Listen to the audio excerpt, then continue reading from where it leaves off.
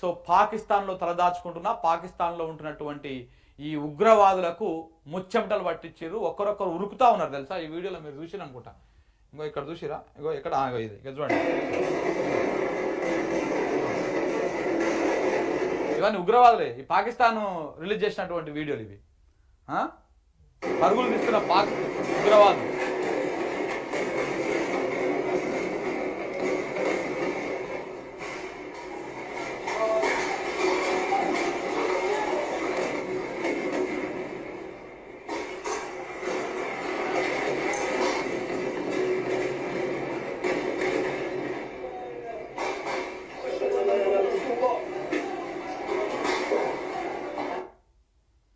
బిడ్డ, భారత పౌరులను చంపేసి నిమ్మలంగా మీరు అలా వండుకొని సెలదిరుతారు.